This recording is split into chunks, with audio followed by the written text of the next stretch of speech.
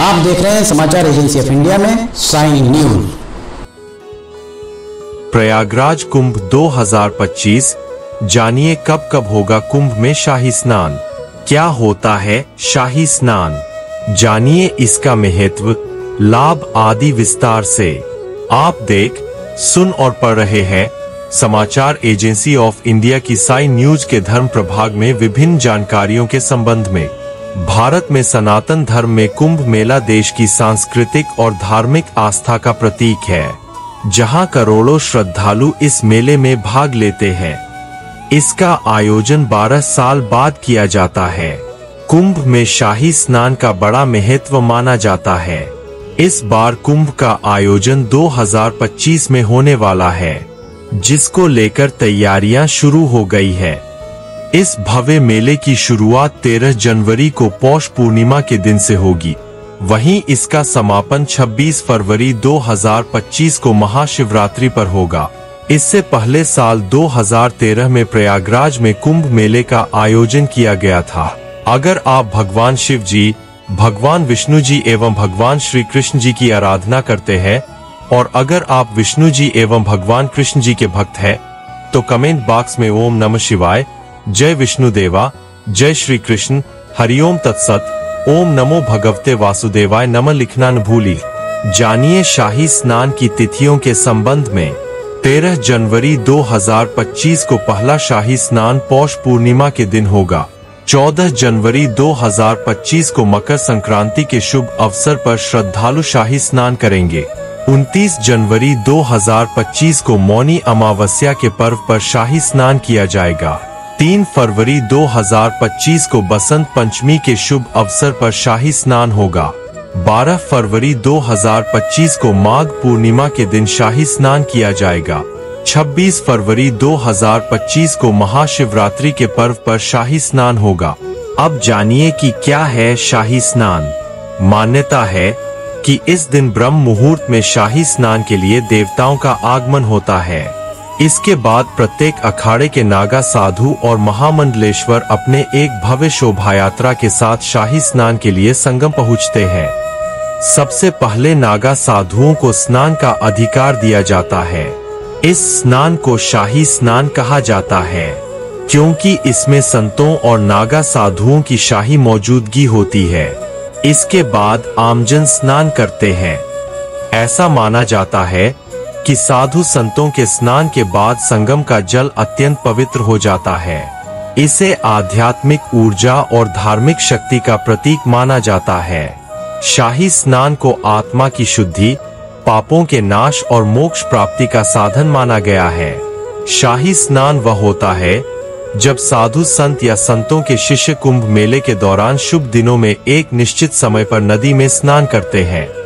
शाही स्नान या शाही स्नान के जुलूस के दौरान अखाड़े और उनके अनुयायी अपनी शक्ति और धन का प्रदर्शन करते हैं। शाही स्नान इसलिए कहा जाता है क्योंकि अखाड़े अपने शिष्यों के साथ घोड़ों और हाथियों पर सवार होकर सेना की तरह यात्रा करते हैं। इसके अलावा कुंभ मेले के शाही स्नान के दौरान पवित्र डुबकी लगाने से मोक्ष की प्राप्ति होती है। साल 2025 में पौष पूर्णिमा के दिन ही पहला शाही स्नान होगा और सबसे पहले शाही नागा साधु स्नान करने का मौका मिलता है, क्योंकि नागा साधुओं को हिंदू धर्म का सेनापति माना जाता है। शाही स्नान का महत्व जानिए। कुंभ में शाही स्नान सबसे पवित्र स्नान माना जाता है। इस खास दिन पर अलग अलग अखाड़ों के साधु संत, नागा साधु और अन्य संप्रदायों के महंत पवित्र जल में डुबकी लगाने के लिए आते हैं। उनके स्नान के बाद आम श्रद्धालुओं को स्नान का अवसर मिलता है। शाही स्नान धार्मिक परंपरा और आस्था का सबसे प्रमुख भाग है। कुंभ के दौरान शाही स्नान के लिए देश विदेश से करोड़ों श्रद्धालु भी यहां आते हैं। मान्यता है कि कुंभ के दौरान संगम का जल अमृतमय हो जाता है, जहां स्नान करने से श्रद्धालुओं के पापों का नाश होता है और मोक्ष की प्राप्ति होती है। शाही स्नान के लाभ जानिए। कुंभ में स्नान करने से सभी पाप हो नष्ट जाते हैं। साल 2025 में प्रयागराज के संगम किनारे इस मेले का आयोजन किया जा रहा है। संगम के दौरान गंगा और यमुना नदी का साक्षात रूप देखने को मिलता है और सरस्वती नदी का अक्षय रूप से मिलन होता है। इस वजह से प्रयागराज का महत्व और भी बढ़ जाता है।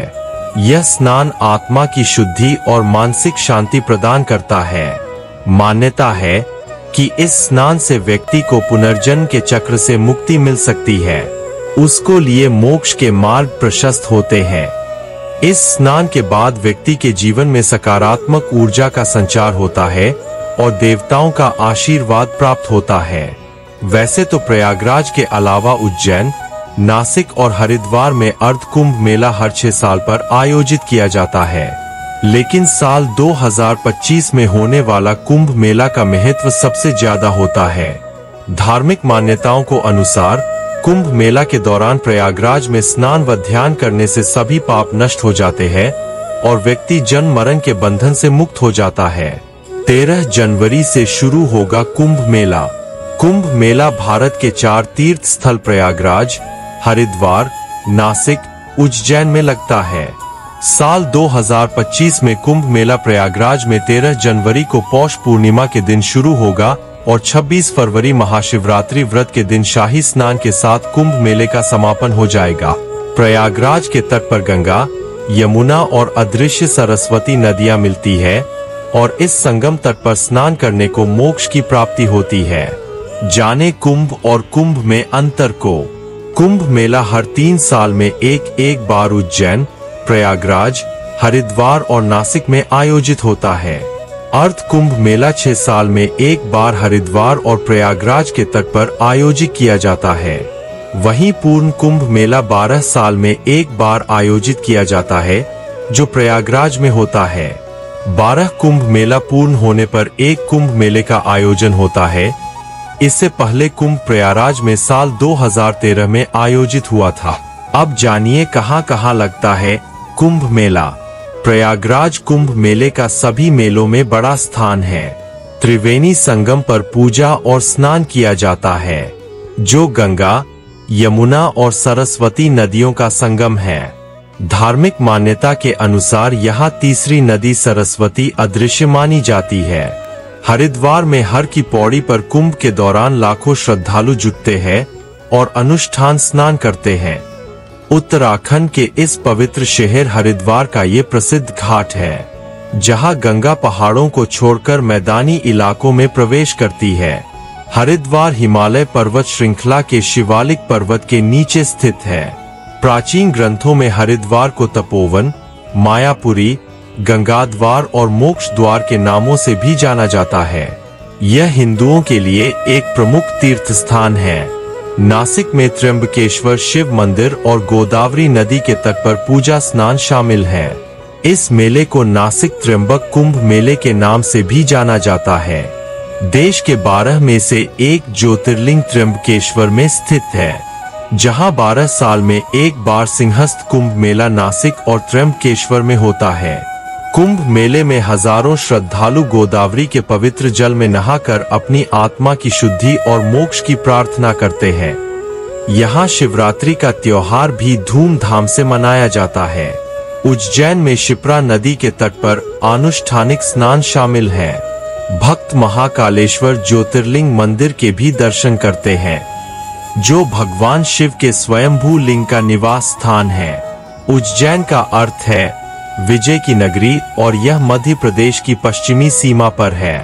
इंदौर से करीब 55 किलोमीटर दूर शिप्रा नदी के तट पर बसा उज्जैन पवित्र और धार्मिक स्थलों में से एक है। यहाँ भी कुंभ का आयोजन होता है। हरि ओम। अगर आप भगवान शिव जी, भगवान विष्णु जी एवं भगवान श्री कृष्ण जी की आराधना करते हैं और अगर आप विष्णु जी एवं भगवान कृष्ण जी के भक्त हैं, तो कमेंट बॉक्स में ओम नमः शिवाय, जय विष्णु देवा, जय श्री कृष्ण, हरिओम तत्सत, ओम नमो भगवते वासुदेवाय नमः लिखना न भूली। यहाँ बताए गए उपाय, लाभ, सलाह और कथन आदि सिर्फ मान्यता और जानकारियों पर आधारित है। यहाँ यह बताना जरूरी है कि किसी भी मान्यता या जानकारी की समाचार एजेंसी ऑफ इंडिया के द्वारा पुष्टि नहीं की जाती है। यहाँ दी गई जानकारी में निहित जानकारी विभिन्न माध्यमों, ज्योतिषियों, पंचांग, प्रवचनों, मान्यताओं, धर्म ग्रंथों, दंत कथाओं, किंवदंतियों आदि से संग्रहित की गई है। आपसे अनुरोध है कि इस वीडियो या आलेख को अंतिम सत्य अथवा दावा न माने एवं अपने विवेक का उपयोग करें। समाचार एजेंसी ऑफ इंडिया पूरी तरह से अंधविश्वास के खिलाफ है। किसी भी जानकारी या मान्यता को अमल में लाने से पहले संबंधित विशेषज्ञ से सलाह लें। अगर आपको समाचार एजेंसी ऑफ इंडिया में खबरें आदि पसंद आ रही हो तो आप इसे लाइक, शेयर व सब्सक्राइब अवश्य करें। हम नई जानकारी लेकर फिर हाजिर होंगे, तब तक के लिए इजाजत दीजिए। जय हिंद।